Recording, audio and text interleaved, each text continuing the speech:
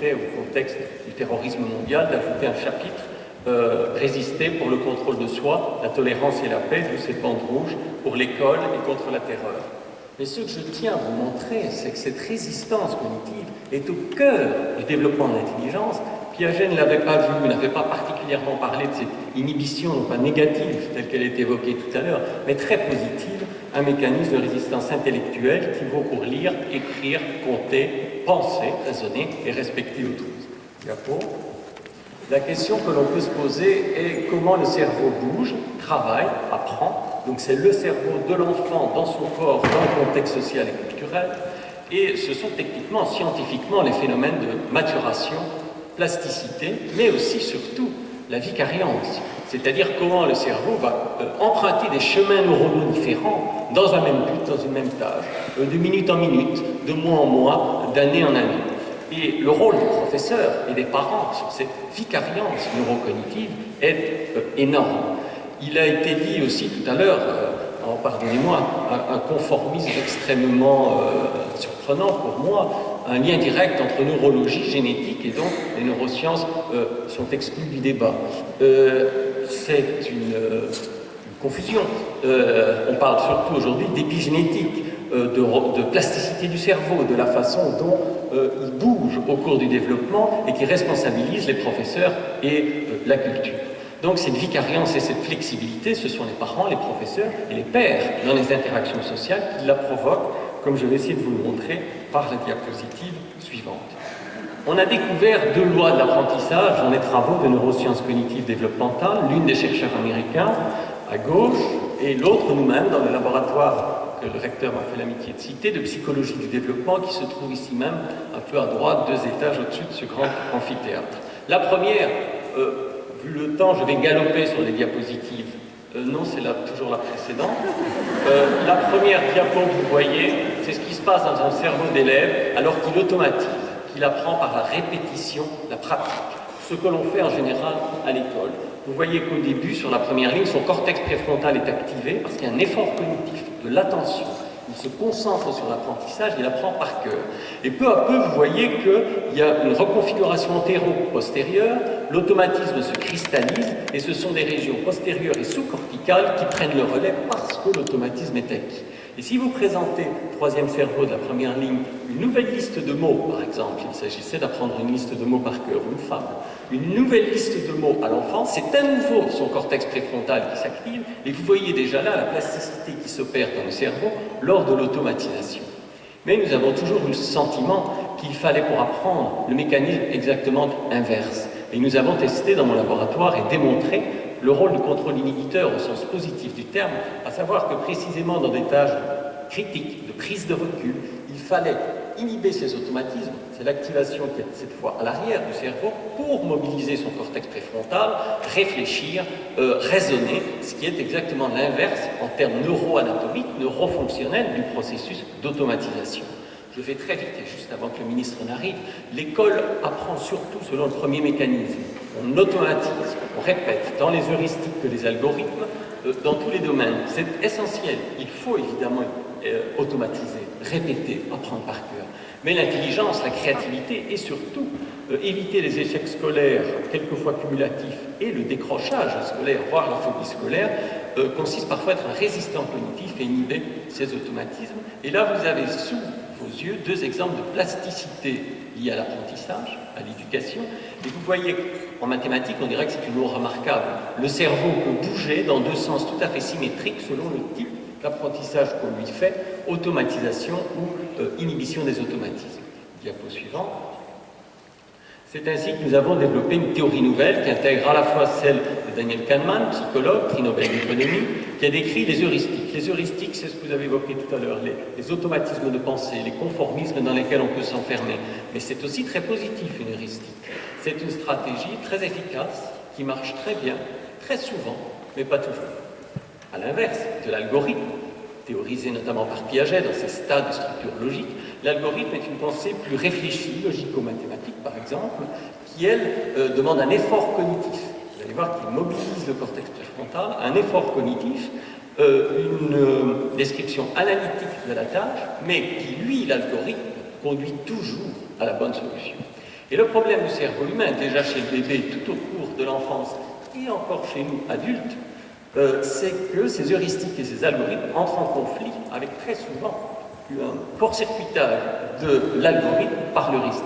D'où ce rôle tout à fait clé d'un troisième système qu'on a longtemps ignoré, l'inhibition positive, sous-tendue par le cortex préfrontal, un système d'arbitrage interne. Vous comprenez qu'ici, l'ennemi, il est intérieur. Ce sont les automatismes, les heuristiques de l'élève ou de l'adulte. Et ce système interrompt, et il faut apprendre à interrompre, ce qui a été appelé tout à l'heure le moment où le temps de suspension. Il faut apprendre à interrompre les heuristiques quand elles ne marchent pas, donc quelquefois pour activer les algorithmes. Les algorithmes, on va le voir, diapo suivante, correspondent principalement aux apprentissages scolaires.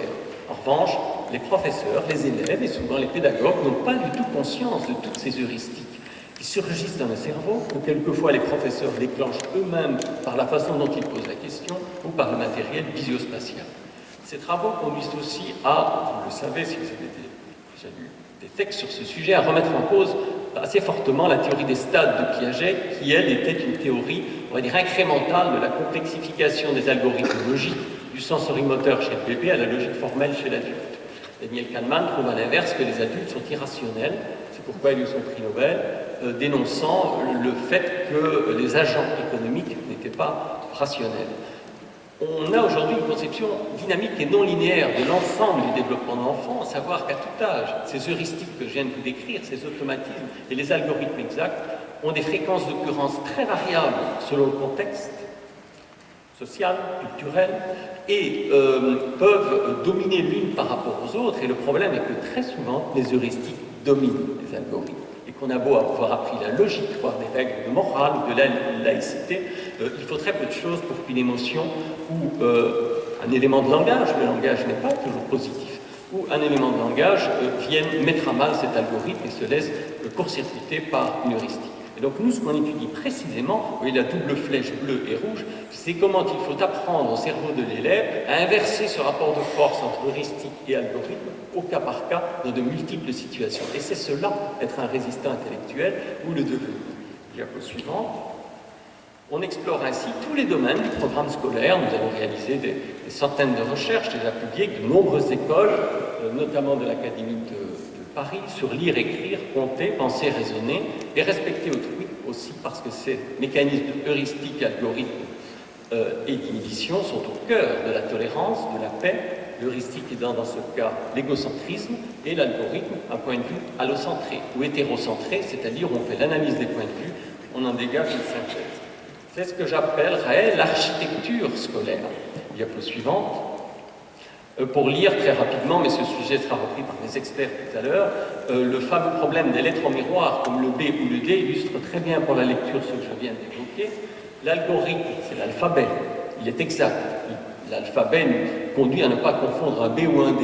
Mais, diapo suivante, il y a dans notre cerveau, diapo suivante s'il vous plaît, il y a dans notre cerveau une heuristique qui s'appelle la généralisation miroir, selon laquelle, si je vois arriver le recteur de Paris par la gauche ou par la droite, immédiatement, mon cerveau infère qu'il s'agit de Gilles Pécou. Je n'imagine pas deux identités selon l'orientation latérale visuelle différente. Or, pour les lettres en miroir, il faut absolument inhiber par ce troisième système l'heuristique de généralisation miroir qui ne marche pas pour deux paires qu'on a appelées les paires diaboliques depuis le début du siècle précédent, deux paires de lettres BD et PQ. Diapo suivante. Non, celle-là très bien. La précédente. Nous avons démontré, on va faire avec celle-ci, nous avons démontré expérimentalement, en arrière s'il vous plaît. Bon, c'est très bien, vous avez compris. Vous avez vu très rapidement le cerveau traite les informations en quelques dizaines de millisecondes, donc je sais que vous avez vu. Le premier système était associé l'heuristique de généralisation miroir. L'algorithme, c'est l'alphabet, c'est correspondance phonologique, mais ça ne suffit pas. On a beau avoir appris et répété l'alphabet, je vous ai mis des images d'Épinal, c'est un algorithme de l'alphabet. Très souvent, les enfants, en général, les éthiques, vont avoir un défaut d'inhibition, donc de résistance à l'heuristique de généralisation miroir pour activer l'alphabet. Dans l'exemple du nombre que vous avez sous les yeux et des mathématiques, c'est extrêmement parlant également. Piaget avait découvert que l'enfant capable de faire le constat d'égalité en maternelle entre ces deux alignements de jetons, va se tromper juste après si on écarte l'un des deux alignements. Il considérait, dans sa conception incrémentale des stades, que ça signifiait que l'enfant d'âge préscolaire est encore perceptif, prisonnier par son heuristique, on ne parlait pas d'heuristique, mais d'intuition visio-spatiale, et qu'après, à partir de 6-7 ans, avec l'apprentissage, la logique, il allait devenir logique. Cette conception est fausse, on le sait aujourd'hui, diapo suivante, parce qu'une heuristique massive est construite précisément à cet âge-là à l'école maternelle. Je suis moi-même instituteur, j'ai vu cela, et on le voit tous les jours, puisqu'on travaille dans beaucoup de classes. Sur les murs des classes, vous avez souvent des dispositifs comme celui-ci, des fruits ou des animaux, qui illustrent la suite des chiffres de 1 à 10, ou dans les manuels, peut-être chez Nathan également, de livres de maths pour petits. Explicitement, on apprend à l'enfant la suite des nombres dans le langage, mais implicitement, le cerveau, qui est un grand détecteur de régularité, détecte que longueur est égale à nombre, et donc construit une heuristique extrêmement forte, qui est précisément celle qu'il ne parvient pas à inhiber, celle à laquelle il ne parvient pas à résister grâce à son cortex préfrontal dans la tâche de Piaget, qui dès lors n'indiquait pas l'émergence à stade de la logique, qui indiquait l'émergence d'un stade de résistance cognitive à une heuristique longueur égale nombre surapprise par l'école et par la culture en même temps. Diapo suivante. Voilà, l'algorithme dans ce cas-là, c'est le comptage. Si l'enfant compte et compte 2 fois, il ne se trompe pas. Cela demande un effort cognitif, c'est plus analytique. Et vous avez de façon systématique l'heuristique longueur égale nombre parce qu'elle est renforcée, quelquefois dans la classe au moment même, sans que le prof en ait conscience, qui se déclenche dans le cerveau des enfants. Vous voyez pourquoi il est important de comprendre ce qui se passe dans le cerveau des enfants, parce que si on ne fait pas cette analyse-là, on va lui répéter l'algorithme. Il s'est trompé, mais on va lui faire recompter. Il a fait l'erreur en miroir, on va lui répéter l'alphabet. Ce n'est absolument pas, très souvent, ce dont il a besoin. Il a besoin qu'on lui explique d'où vient cette erreur, en positivant l'erreur, puisque l'heuristique marche souvent, qui est une heuristique habituelle derrière, et qu'il faut, dans ce cas, limiter. Diapo suivante.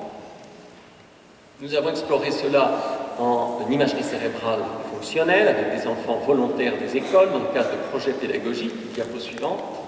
Ça, c'était une première, réalisée en France, IRM fonctionnelle avec des enfants d'âge préscolaire, et nous avons découvert qu'en effet, pour réussir cette tâche de conservation du nombre, l'enfant doit utiliser son cortex pariétal, notamment le sillon intrapariétal, qui sous-tend le sens du nombre, ce qu'aurait vraisemblablement prédit Piaget, que décrit aujourd'hui Stanislas Dehaene, mais nous avons découvert que pour réussir cette tâche, le sens du nombre ne suffit pas, ni le comptage lui-même. Il faut qu'à longue distance, une activation, vous voyez entourée en rouge, du cortex préfrontal envoie un ordre inhibiteur et activateur vers le cortex pariétal, diapo suivante. Voilà. Vous avez dans le cortex pariétal une partie de ce sillon lié au nombre et à l'espace qui s'active. Et cette partie du sillon est dédiée à l'espace, parce qu'il se fait que chez les humains, grande découverte des neurosciences, nous utilisons le même lobe pour construire les maths, et pour construire l'espace. D'où quelquefois des conflits. Et les maths ne se construisent pas à travers les régions du langage. Elles peuvent après se formaliser, mais elles ne s'y construisent pas. Donc d'abord, le sillon intrapariétal dédié à la longueur, donc une quantité continue, s'active. Si l'enfant en reste là, se laisse dominer par son heuristique, il se trompe. Et il dit, il y a plus de jetons là parce que c'est plus long. Il faut qu'un ordre numéro 2 du cortex préfrontal à longue distance, il y a des neurones à axone long, qui est la caractéristique de ce lobe, envoie un ordre inhibiteur vers le cortex pariétal pour inhiber la longueur et activer le comptage, ou l'algorithme du comptage, qui, je puis vous dire, se trouve juste à côté et partiellement superposé.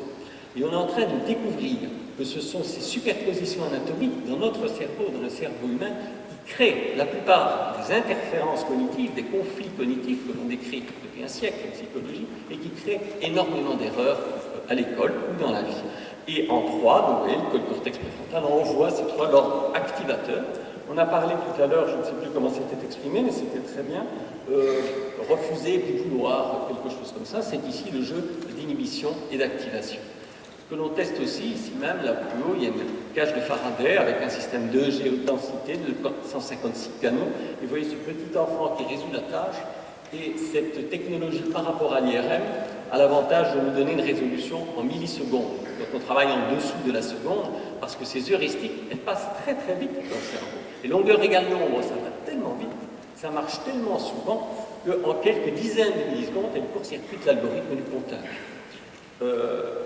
Si vous allez dans un supermarché, vous-même, vous ne compterez pas, à titre de produits égaux, s'il y en a plus sur un alignement, ce que les magasiniers appellent des linéaires, que sur l'autre, vous inférez immédiatement qu'il en reste plus. Or, c'est une heuristique qui ne marche pas toujours. Diapo suivante. Nous avons donc développé un modèle distribué de l'inhibition des heuristiques dans le cerveau. Je viens de vous donner deux exemples. L'un qui concerne le nombre et l'espace. C'est dans la voie dite dorsale du cerveau, occipito-pariétale, donc le blanc et grisé à l'arrière. La lecture, c'est sur la voie dite ventrale, en dessous, où se superpose là l'heuristique, par exemple, de la généralisation miroir et de l'algorithme de l'alphabet.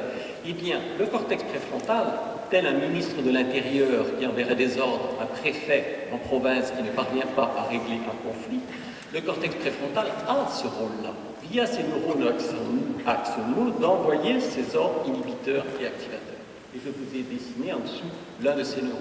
Donc on dit parfois, je ne défends pas en particulier les neurosciences, je suis avant tout psychologue, mais on dit parfois que les neurosciences sont localisationnistes. Tout à fait faux. Elles peuvent l'être, parce qu'il y a des régions très spécialisées, comme l'épicentre de l'inhibition positive dans le cortex préfrontal, mais le fonctionnement du cerveau est extrêmement distribué et peut précisément, comme on l'a vu dans les premières diapos, se reconfigurer au cours de l'apprentissage. Diapo suivante, je galope, comme je vous en ai prévu. Dans les maths non plus non symboliques, comme l'étaient les jetons écartés, mais dans des problèmes arithmétiques, des professeurs nous ont indiqué « Ah oui, on comprend ».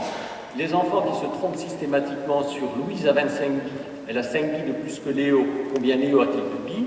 Réponse fréquente en classe, erreur générique, comme me disait récemment l'inspectrice générale, 30 égale 25 plus 5. Réponse de l'enfant, 30. Or, il faut faire une soustraction dans ce problème, vous l'avez compris. Donc, il faut inhiber l'heuristique, après plus j'additionne, qui est cette fois une heuristique linguistique, très souvent répétée par le professeur, et être résistant dans ce problème-là, c'est résister à l'envie d'additionner après le plus, alors qu'il faut soustraire. Vous voyez bien que l'algorithme est extrêmement simple. On peut faire une présomption de rationalité, l'enfant a bien la soustraction. Mais être intelligent et ne pas avoir une mauvaise note à sa copie, c'est inhiber, résister à une association que le prof fait par ailleurs tout le temps. Diapo suivante.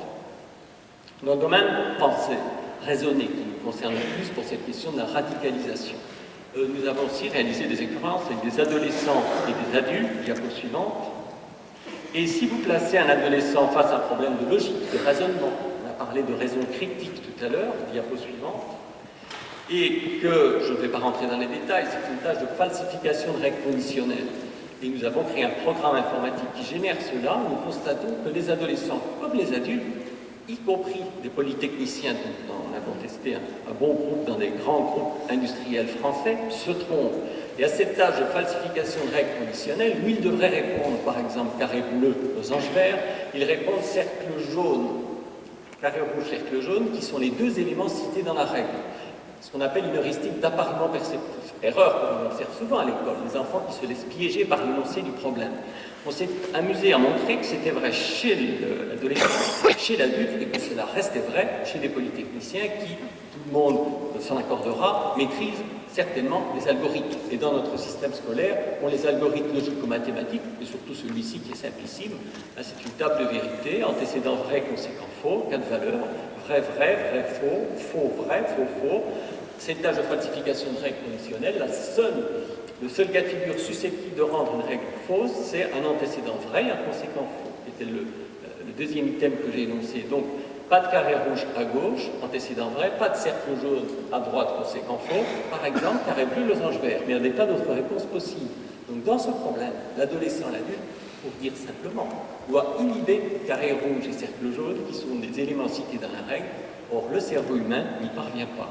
Et vous avez au-dessus, dans les histogrammes, le taux de réussite en bleu foncé dans deux groupes différents. Vous voyez que c'est extrêmement comparable. Si on le faisait dans l'amphi, vous verriez que 80-90% d'entre vous auraient répondu carré rouge, cercle jaune. Même peut-être, je crois que non, le recteur de Paris. Et je lui avais déjà expliqué cette tâche en privé, donc je suis convaincu qu'il a inhibé son heuristique. Ce qu'on a voulu absolument découvrir, c'est comment on pouvait corriger cette erreur, puisque finalement, ce n'est pas la logique qui pose problème alors qu'on est dans un test de logique. Et nous avons découvert que les élèves pour lesquels on fait un apprentissage à l'inhibition par un mécanisme que je n'ai pas le temps de vous décrire, mais qui est une situation pédagogique très formalisée, qu'on appelle l'attrape-piège. Le piège, ça peut être un piège enfantin, comme la longueur et le nombre, mais ça peut aussi être le piège de l'heuristique d'appariement perceptif dans un raisonnement hypothético-déductif pour un polytechnicien. Et on a voulu regarder chez les élèves qui apprenaient par ce système s'il y avait bien correction de l'erreur, résister à leur automatisme et l'impact cérébral que cela avait. Vous l'avez sous les yeux, ce fut pour nous spectaculaire. Nous avons une reconfiguration, celle que j'évoquais au début, antéro-postérieure, à savoir que là, le but de l'apprentissage, c'est pas de faire passer les choses en automatique, de les cristalliser dans les régions postérieures ou sous-corticales, mais de mobiliser le cortex préfrontal pour inhiber une heuristique qui est dominante. Pourquoi reprend-on les éléments cités dans la règle quand il s'agit de rendre fausse une règle conditionnelle avec une négation dans l'antécédent? Eh bien, parce que si je vous disais, surtout, n'imaginez pas un éléphant rose, tout le monde imagine un éléphant rose. Si vous dites à l'enfant, il ne reste plus de glace au chocolat, il y pense toute la journée. C'est irrationnel ce que je vous dis, mais il se fait que c'est ainsi que dans l'environnement, en général, on associe rendre faux, falsifier une règle conditionnelle avec une négation dans l'antécédent à apparier. Exemple suivant. Donc on a entraîné le système inhibiteur. C'est le système inhibiteur qui a cet effet de reconfiguration cérébrale chez l'élève que je vous ai montré, alors que le seul entraînement de la logique, où on répète, on explique la logique de la tâche, comme je l'ai fait très rapidement, ne sert à rien. L'élève comprend évidemment dans la tâche qu'on l'explique, mais ne transfère pas dans une situation nouvelle qui présente le même type de piège. Et ceux chez qui on a simplement répété l'algorithme, la logique, demeurent dans l'erreur et n'ont pas cette reconfiguration cérébrale, plasticité vicariante que je vous ai démontrée. Ensuite, de diapo suivante s'il vous plaît. Ce que je tiens à dire ici, parce que c'est vrai qu'on ne le dit pas souvent sur ces domaines-là, c'est que c'est l'éducation qui, dans cette expérience, a provoqué les reconfigurations cérébrales. Que nous étions avec un élève et un professeur. Je l'ai moi-même fait dans cette expérience d'imagerie. L'imagerie se fait avant, pré-test et après post-test. Et entre les deux, c'est une vraie interaction pédagogique. Ce que Vygotsky appelait une zone proximale de développement. Et vous voyez combien les théories les plus nouveaux qui révisent la théorie piagétienne à partir des données des neurosciences ne sont pas du tout antinomiques du rôle de la culture, de l'interaction sociale. Au contraire, elles les magnifient. Et dans cet exemple, c'est l'interaction sociale et la zone proximale de développement qui a poussé l'élève au plus haut de ce qu'il pouvait utiliser en mobilisant son cortex préfrontal pour inhiber un automatique heuristique dont il n'avait pas conscience. Et la conscience est évidemment essentielle dans cette affaire. Je lisais la belle introduction de cette journée faite par Alain Bentolila, et il disait soit résistance cognitive en quelque sorte, ou plutôt, écrivait-il, médiation culturelle régulière. Là aussi, controverse, il n'y a aucune opposition pour moi. J'ai donc regardé ce matin dans le Petit Larousse, qui est proche de ce qui est prescrit par l'Académie française, et la définition de médiation est articulation entre deux êtres ou deux termes au sein d'un processus dialectique ou dans un raisonnement. C'est exactement ce que je viens de vous illustrer. C'est par ce dialectique entre l'élève et son professeur, dans un raisonnement, que nous provoquons cette reconfiguration cérébrale. Diapositive suivante. Merci beaucoup. En ce sens, j'ai un petit problème de son, mais on va le surmonter. En ce sens, les neurosciences sont extrêmement humanistes, au sens où il était déjà Montaigne, une éducation au contrôle de l'esprit. Et quand on apprend l'élève à résister à son automatisme, c'est un exemple. Il faudrait généraliser, décliner dans les classes, plutôt que de répéter la logique et se dire s'il s'est trompé dans un test de logique, c'est qu'il n'a pas la logique. C'est plus fin ce qu'il faut faire. Le cerveau a besoin de précision. Et donc, c'est une forme d'éducation contrôle de l'esprit. Et les grands pédagogues sont tout à fait compatibles avec les découvertes les plus récentes en psychologie expérimentale du développement et en neurosciences. Diapo suivante. Un dernier exemple qui touche encore plus à notre sujet du jour, respecter autrui, tolérance et paix. J'ai presque terminé, mais je voulais vous montrer que cette question de la résistance cognitive ou intellectuelle, ce n'est pas une chose qui s'ajoute au programme, c'est au cœur des programmes. Lire, écrire, compter, penser, raisonner. Et pour respecter autrui, pour la tolérance et la paix, diapo suivante, ce dessin parle de lui-même, la manifestation la plus vive de notre égocentrisme, c'est l'égocentrisme spatial que l'on peut voir tous les jours, non seulement chez les enfants, mais chez chacun d'entre nous. L'un voit un 6, l'autre voit un 9. Et nous avons, avec Alain Berthoz du Collège de France, juste à côté, construit tout un programme, diapo suivante, relatif à ce jeu entre l'heuristique égocentré et l'algorithme allocentré au cours du développement. Piaget, là aussi, avait fait une petite erreur. Il croyait que l'enfant d'école maternelle était égocentrique, ce qui parfois est vrai, et qu'après, il devenait logique avec les opérations de nombre, de catégorisation et la structuration logique de la pensée et de l'espace. Vous voyez ces deux jeunes institutrices, c'est un peu petit pour vous et pour moi aussi, mais elles disent en quelque sorte, ce n'est pas Piaget qui avait dit qu'à partir de 7 ans, les enfants étaient décentrés socialement et respectaient autrui. Là, vous avez le dessin joli, donc vous imaginez cela en photo, ça serait beaucoup moins agréable à regarder. Il y a des micro-violences scolaires, c'est évoqué tout à l'heure, des petites violences, et pour nous, le même mécanisme de résistance aux heuristiques, en l'occurrence égocentrées, est au cœur de cela, mais il ne suffit pas de le dire. En science, on doit le mesurer et le prédire. Diapo suivante. Nous avons donc réalisé des expérimentations selon lesquelles l'heuristique serait l'égocentrisme, qui reste vrai chez l'adulte. L'algorithme, on dira ce que l'on veut.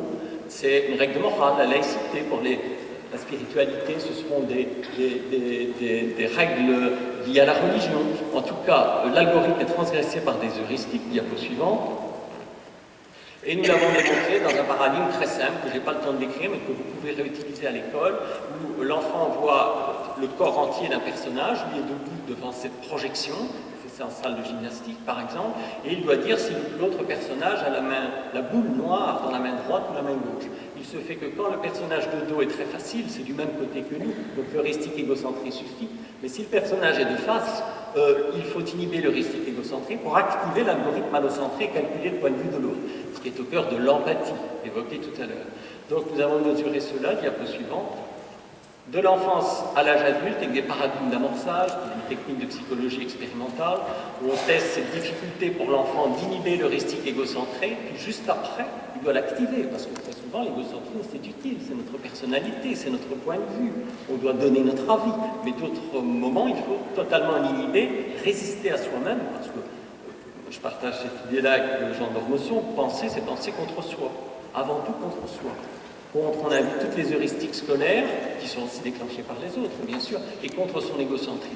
Et nous avons mesuré le phénomène que vous venez d'apercevoir, qui teste l'inhibition, en quelque sorte, de l'heuristique égocentrée à tous les âges. Et nous trouvons, avec évidemment une efficience croissante, ce phénomène chez l'adulte aussi. Donc il n'y avait pas de stade, comme l'imaginait Piaget, d'égocentrisme auquel se succédait une décentration sociale, mais en permanence, notre cortex préfrontal, de façon consciente ou automatique, est amené à inhiber son égocentrisme pour activer le point de vue de l'autre. Et on voit très bien comment, dans ce mécanisme qui n'est donc pas définitif, peuvent se greffer la radicalisation, l'endoctrinement, l'enfermement dans un point de vue égocentré, par les écrans en effet, et le communautarisme, qui est un grand phénomène contemporain. Et au sein du communautarisme, vous avez des dizaines de milliers d'heuristiques égocentrés qui se renforcent aujourd'hui plus que jamais sur les réseaux sociaux parce qu'il y a un phénomène de résonance motrice et cette inhibition positive dont je parle est très mise à mal. Diapo suivante. D'autant que l'on sait, d'autres recherches découvrent chez le bébé que très tôt existent des algorithmes moraux et beaucoup de recherches. Je vous donne cet exemple où le bébé perçoit soit un personnage pro-social, le petit triangle jaune qui aide la boule rouge à monter la montagne, soit un personnage antisocial, le carré bleu qui la pousse plutôt vers le bas, ce que l'on connaît tous dans notre vie, dans nos carrières, et qui aussi à l'école. Eh bien, les bébés qui revoient ces deux personnages, le jaune ou le bleu, dans diverses situations après, indépendantes de celles-ci, préfèrent nettement le personnage, le triangle jaune, au carré bleu. Donc, il y a déjà ce côté, avant même l'émergence du langage, au niveau visuel, cela est testé, il y a cet algorithme pro-social qui est très présent. On peut donc penser que Jean-Jacques Rousseau avait raison et que l'homme n'est bon et qu'en bonne partie, la société le corrompt. Mais c'est très important par rapport au modèle que je vous ai présenté. Ça veut dire qu'il ne suffira pas de répéter des algorithmes moraux. Il faudra, dans des tas de situations, par la médiation culturelle, leur apprendre à inhiber leurs heuristiques égocentrées. Les ateliers philo en sont un exemple. Des fois, elle est beaucoup plus loin. Je vais vous présenter quelque chose que l'on fait avec le groupe Nathan, qui est co-organisateur de cette journée. Diapo suivante.